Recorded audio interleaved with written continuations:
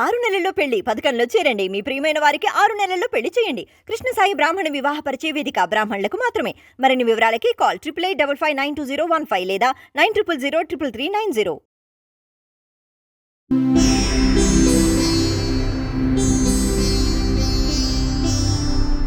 ఓం సదాశివసమారంభాం వ్యాసశంకరమధ్యమాం అస్మదాచార్యపర్యంతాం వందే గురుపరంపరాం.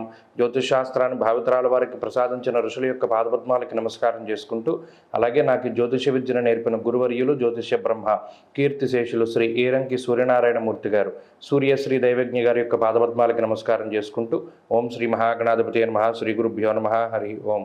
వీక్షకులందరికీ నమస్కారం. అక్టోబర్ నెల 6వ తారీఖు లగాయితూ అక్టోబర్ 12వ తారీఖు వరకు ఉండేటువంటి గ్రహగతుల ఆధారంగా ద్వాదశ రాశుల వారికి ఈ వారం ఏ విధమైనటువంటి శుభాశుభ ఫలితాలు కలగబోతూ ఉన్నాయో ఈ కార్యక్రమం ద్వారా తెలుసుకుందాం. అందులో భాగంగా ఈ వారం ఉండేటువంటి గ్రహగతులను గమనిద్దాం. ఈ వారంలో వృషభ రాశి యందు గురువు వక్రగతిలో ఆయన సంచారాన్ని చేయబోతూ ఉన్నారు. కుజుడు మిథున రాశి యందు, అలాగే కన్యా రాశి యందు రవికేతువులు, తులారాశి యందు శుక్రబుధులు, మరి ముఖ్యంగా తులలగాయితూ మకరం కుంభరాశుల వరకు చంద్రుని యొక్క సంచారము, కుంభమందు వక్రించిన శనేశ్వరుడు, మీనరాశిలో రాహు సంచరిస్తూ ఉన్నారు. ఇటువంటి పరిస్థితుల్లో ద్వాదశ రాశులకి ఏ విధమైనటువంటి ఫలితాలు కలగబోతున్నా తెలుసుకుని, మిథున రాశి వారికి ఈ వారం సానుకూలమైనటువంటి గ్రహస్థితి గోచరిస్తూ ఉన్నది. ప్రత్యేకించి గురుని యొక్క వక్రగతి ఈ వారం లగాయితూ ఈ రాశి వారికి చాలా అనుకూలంగా ఉంటుంది. అయితే జన్మకుజుని యొక్క దోషము, అర్ధాష్టమ రవి యొక్క దోషము ఈ రాశి వారికి ప్రబల ఇబ్బందికరంగా కనబడుతూ ఉన్నాయి. పంచమ స్థానంలో బుధుడు కానీ శుక్రుడు కానీ కొంత అనుకూలించేటువంటి గ్రహాలుగా ఉన్నప్పటికీ చంద్రబలం ఈ వారం సాధారణంగా గోచరిస్తూ ఉన్నది. రాహు యొక్క అనుకూలత కూడా ఈ వారంలో కనబడుతూ ఉన్నది. ప్రత్యేకించి ఈ వారంలో కొంత ఆలోచించి తీసుకున్నటువంటి నిర్ణయాలు, భవిష్యత్తును దృష్టిలో పెట్టుకుని మీరు గతంలో తీసుకున్నటువంటి నిర్ణయాలు ఏవైతే ఉన్నాయో అవి సత్ఫలితాలను ఇవ్వడానికి అవకాశం ఉంటుంది. అంతేగాక సంతానానికి సంబంధించినటువంటి పురోగతి చాలా స్పష్టంగా కనబడుతూ ఉంటుంది. కుటుంబపరమైనటువంటి విషయాలు చాలా అనుకూలంగా గోచరిస్తూ ఉన్నాయి. అలాగే కొంత మానసిక ప్రశాంతతని సైతం ఈ వారం మిథున రాశి వారు పొందగలుగుతారు. ప్రత్యేకించి జన్మకుజుడు, అలాగే చతుర్థ స్థానం ముందు ఉన్నటువంటి రవి కొంత ఇబ్బంది పెట్టేటువంటి గ్రహాలుగా ఉన్నప్పుడు కోపాన్ని తగ్గించుకుంటూ ఉండాలి.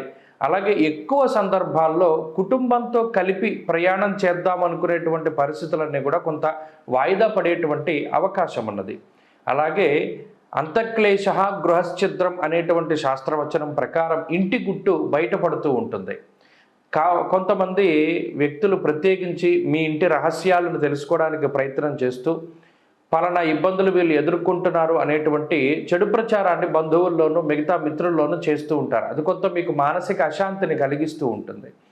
ఇక భూగృహ సంబంధమైనటువంటి విషయాలన్నీ కూడా కొంత ఇబ్బంది పెడుతూ ఉంటాయి. అమ్మకాలు కొనుగోలు లాంటివి కొంత జాప్యంతో ముందుకు సాగుతూ ఉంటాయి. ఇక ఉద్యోగ వ్యాపారాలకు సంబంధించినటువంటి విషయాలు సానుకూలంగా గోచరిస్తూ ఉన్నాయి. మీకు ఉండేటువంటి ఆదాయ మార్గాలు కానీ, లేదా మీరు ఏదైతే ఇది పలానా ఆదాయం మనకి వస్తుంది అని ఆశించినటువంటి సందర్భాలు ఉంటాయో ఆ ఆదాయాన్ని అంతటినీ కూడా మీరు పొందగలుగుతారు. ఆదాయానికి తగ్గట్టుగానే ఖర్చు కూడా ఈ రాశి వారికి కొంత అధికంగా ఉంటుంది. ఉద్యోగ మార్పుకే చేసేటువంటి ప్రయత్నాలు సానుకూలమైనటువంటి ఫలితాన్ని ఇస్తూ ఉన్నప్పటికీ జాప్యం అధికంగా ఉంటుంది. అంటే పలానా ఉద్యోగం మార్పు చేద్దాం అనుకునేటువంటి సందర్భంలో ఆ ఉద్యోగం మీకు వచ్చింది అని ఇతరులు చెప్పినప్పటికీ కూడా అందులో జాయిన్ అవ్వడానికి ఎక్కువ సమయం పడుతూ ఉంటుంది. కాబట్టి ఈ వారంలో ప్రత్యేకించి మిథున రాశి వారికి శ్రద్ధాభక్తులు కావాలి.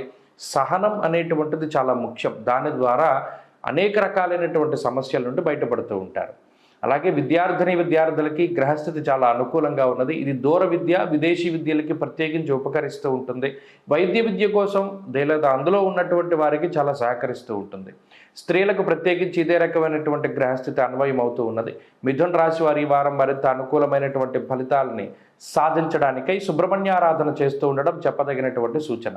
ఈ వారంలో కలిసి వచ్చేటువంటి రోజు బుధవారంగా చెప్పవచ్చును. అదృష్ట సంఖ్య 2, అదృష్ట వర్ణము ఆకుపచ్చ.